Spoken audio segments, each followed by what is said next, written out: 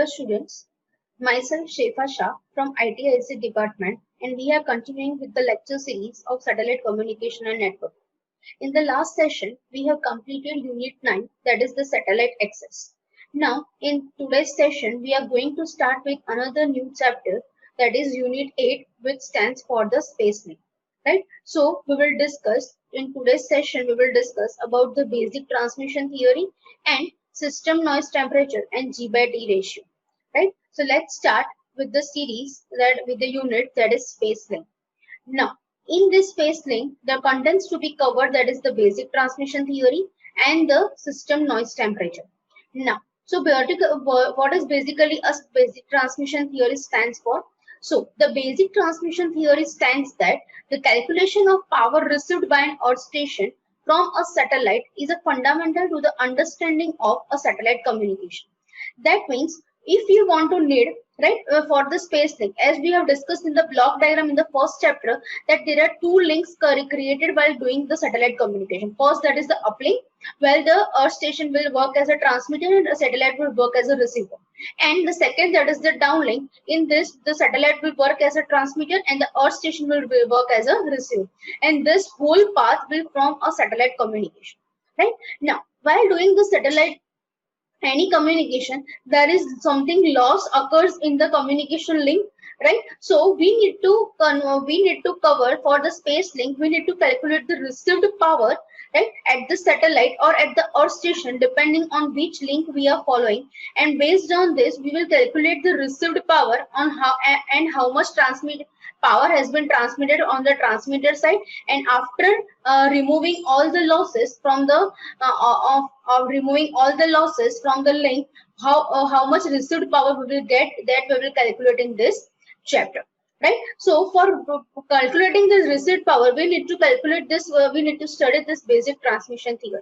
So the basic transmission theory also suggests the calculation of power received by an earth station whenever there is a downlink or uplink process occurs in the satellite communication. So for this, we will consider a transmitting source in a free space radiating the total power PT. That means the transmitted power, that is PT. That is uniformly in all directions. That means it is transferring through the whole direction whatever the surface is. So such a source is called an isotropic. So if the power transmitted over the whole direction, that is same in all the directions, so such power, that is called as isotropic source. It is possible in the theoretical ways only. Practical, it is not possible for the isotropic source. So we will study the equation based on this transmission theory for such that the base we will taken as a isotropic source, and based on depending on the isotropic source, what are the different power losses occurs whenever we are using this radiation particular directional antenna, right? So at a distance r from r meters from the isotropic source, the flux density, so flux density, that is defined as transmitted power divided by the area. Here we have taken the circular area, so the flux density, which is denoted by F, is given by PT divided by 4 pi r square, right? And the unit, that is for power, that is the watt, and divided by area, so area is having the unit meter square. So the flux density will have the unit, that is watt per meter square. So you will get this equation, that is F is equal to PT divided by 4 pi r square, and the unit, that is watt per meter square, right? Now, and here in the figure you can see here it is an isotropic source having the power radiated, that is called as EIRP. EIRP stands for effective isotropic radiated power. So whenever there is an isotropic source, we are calculating EIRP instead of transmitted power, and that is equal to the transmitted power. So EIRP, that is equal to PT, that is watts, right? Now here, that is the area which is having the which is having a meter square, right? So the flux density will be denoted by F, will be equal to watt per meter square, and the distance taken from this isotropic source power radiated, that is r meter square, Right now, in the second figure, you can see this isotropic source. First of all, it is incidented on this receiving antenna, and then receiving antenna will process this signal and through this receiver. So we will get whenever the receiver is attached at the end of this, we will get the received power, which is PR, right? And we need to calculate received power for the space link, for either it is for downlink purpose or either it is for uplink purpose. So these calculation of received power, that is called as link budget, right? So for any the space link, we need to calculate the uplink power budget and the downlink power budget, and in both this link we are calculating this received power, right? So power received, that will be equal to F is equal to PT by 4 pi R square, right? Now, for a transmitter without output with output PT, watts driving lossless antenna with gain GT, right? So as we have discussed that in theoretical ways there is only an isotropic source, but when we talk about the practical way, there is no source which is called as isotropic source. So here we will use this directional antenna. So each directional antenna is defined by its own gain. So the power radiated is multiplied with the gain. So finally the flux density will be given by PT GT divided by 4 pi R square, right? So here this product PT GT for non-isotropic source, that is called as effective isotropic radiated power, or you can say EIRP, right? It describes the combination of transmitting power and antenna gain in terms of equivalent isotropic source with power PT into GT. So the product power into gain, that is called as EIRP, which is effective isotropic radiated power. Now, if we have ideal receiving antenna with an aperture of a meter square, so we would collect power PR, watts given by power received, that is equal to F into A. So here we have, in the last equation, we have discussed the flux density that is watt per meter square.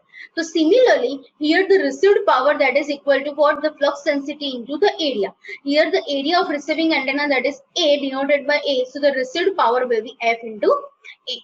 Right now, a practical antenna with physical aperture of a meter square will not deliver power as given in the above equation. So as we have discussed, this is the received power equation for the isotropic antenna. But as we know that the practical antenna is not of isotropic source, but it is a non-isotropic source, or you can say as a directive antenna. Right? So each directive antenna will have some energy incident on an aperture, and that will be reflected from the antenna, and it is absorbed by the lossy opponent. So in place of this whole area, we are calculating this effective aperture area, which is denoted by AE, that is equal to NA, that is eta A into A, where eta stands for the aperture efficiency of an antenna. Right? If we talk about the parabolic reflector, the aperture efficiency is 50 to 75%. And when we talk about the horn antennas, the efficiency is 90%. And that's why for a satellite communication, whenever we are using the parabolic reflector, we are using the horn antenna as a feed or for as a signal observing purpose, right? Such that the antenna efficiency is very large, that is approximately up to 90%. So we can get the maximum received power from this transmitted antenna. Now, so thus the power received by a real antenna with effective aperture AE, that is given by PR is equal to PTGT, that is transmitted power, into effective area, that is AE, and divide by 4 pi R square, right? So this is the effective area.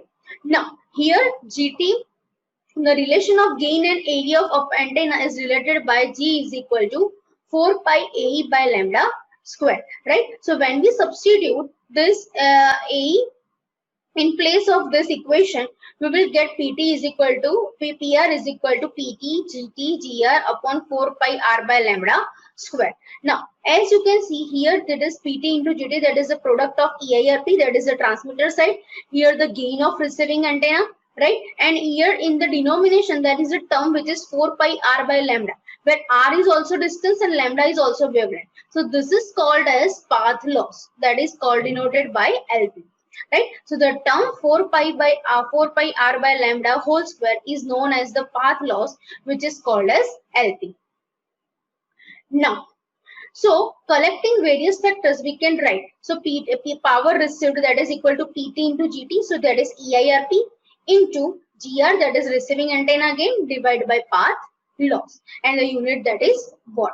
And if we want to convert it into decibel, then we need to take log on the both sides. So PR, that is equal to EIRP, multiplication in the log will convert it into plus, so plus GR, and division will convert it into minus, so minus LP. So for the received power, the loss, that is the path loss, with the signal will travel from transmitting antenna to receiving antenna, that loss, that is called as path loss, and that path loss will be subtracted from this transmitted power product, that is called as EIRP, right? Where EIRP in decibel, that is 10 log 10 PT into GT, then GR, that is equal to 10 log 10 4 pi AE by lambda square, and LP, that is 10 log 10 4 pi R by lambda whole square, right? So here we will get this equation PR is equal to EIRP plus GR minus LP. So this equation is called as freeze transmission equation, right? So whenever we need to calculate any link budget, we need to use this received power equation either in decibel format or either in watt format. Now, equation B represents an ideal case in which there are no additional losses in the link. So only there is a path loss. But if we calculate different types of losses in this whole link, then the equation B can be represented as EIRP plus GR minus LP, that is the path loss, minus LA, that is the loss of antenna, then LTA, that is the loss of transmitting antenna, and LRA, that is the loss of receiving antenna, and LA, that is the loss with the atmospheric.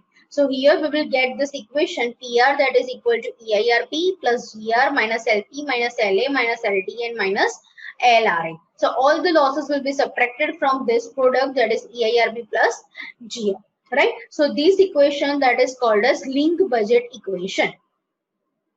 Clear? Now, the received power PR is commonly referred as carrier power C. So whenever we will calculate in the next session or in the next session, we will discuss about C by N, that is carrier to noise ratio. So whenever we will discuss the carrier power, here in the space link, the carrier power is equal to the received power. So that will be equal to PR. This is because most satellite link uses either frequency modulation for analog transmission or phase modulation for the digital transmission, right? In both the modulation schemes, the amplitude of carrier is not changed. So the data are modulated onto a carrier, and so carrier power is always equal to the received power. So this is the main reason behind that, when the received power is equal to the carrier power. Now, next topic.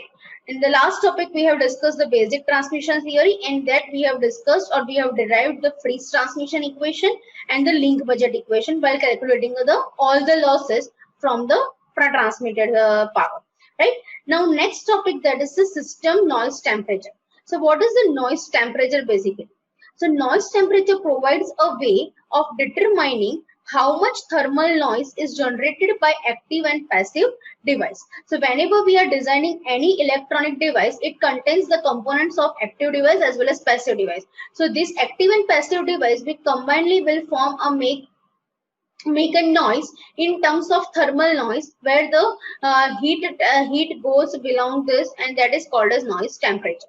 At microwave frequency, a black body with physical temperature Tp degrees in Kelvin generate electrical noise over a wide bandwidth, and thus the noise power is given by Pn, that is equal to KT/Bn, right? So this noise power, that is equal to KT/Bn, where K stands for the Boltzmann constant, that is 1.38 into 10 raised to minus 23 joule per Kelvin. And if we convert this value into dB, then it will be equal to minus 228.6 dBW. It will depend that if we take an equation of Pn in terms of either simple volts, or you can take an equation in terms of dB. Then Tn, that is the noise temperature of a source in Kelvin, and B, that stands for the noise bandwidth in Hertz. Right. So make sure we will discuss this. We will discuss the example based on this transmission theory as well as noise temperature. But Till then, make sure that you will remember these units while calculating this example. Now, system noise Ts is the noise temperature of the noise source at the input noiseless receiver, which gives same noise power as the original receiver measured at the output receiver. So, system noise temperature, which is Ts, that is the noise temperature of the noise source at the input of noiseless receiver. Whenever the input is given at the receiver side, the same noise power will be generated by this original receiver. So that is called as noise temperature, right? So that's all for today's session. Here we have discussed the two topics related to Unit 8, that is the basic transmission theory, which is very important from the exam point of view, in which we have derived two equations, that is the Friis transmission equation and the link budget equation. And second, we have discussed the definition related to the noise temperature, and we have discussed the noise power equations and the various quantities related to it. Right now, in the next session, we are going to discuss the basic terminology related to this space link, as well as we will discuss about various losses occurs in the space link. Right. So that's all for today's session. Thank you for watching.